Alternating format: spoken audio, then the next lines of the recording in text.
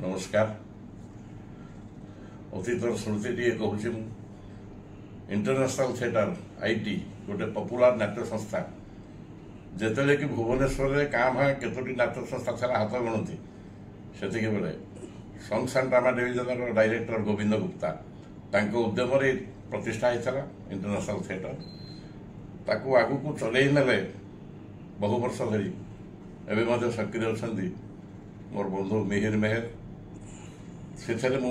नाटक कर मन पकाऊँ प्राय 77-78 मसीहा कथा स्वर्गत कुंज राय से लिखि गोटे नाटक अडिफस जांत्रिकता ना था से मुख्य भूमिका में अभिनय करते मो सांगे भी चित्त पट्टनायक आउरी अश्विनी महांती जो सुबुद्धि हो बोली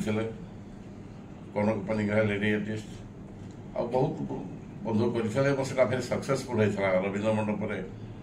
2 दिन मंचस्थ होता से आईटी इंटरनेशनल थिएटर आगामी डिसेम्बर 2 ରୁ 6 तारीख पर्यंत तार 50 वर्ष पूर्ति उपलक्षे पालन कर भी नाटक हम कर्मशाला भी हम आम वर्कशॉप हम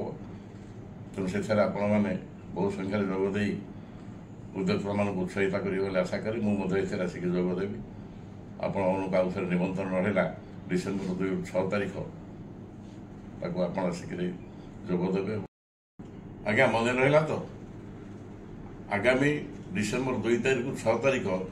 रवीन्द्र मंडप ठारे अनुष्ठित हम 50 वर्ष पूर्ति उपलक्षे आईटी तार कर गोल्डन जयंती पालन कर तेणु आपण सहयोग उपस्थिति निहाती दरकार आशा करुँच आपण मैंने केवे भूलिबेनी निश्चित आसबे आनंद ने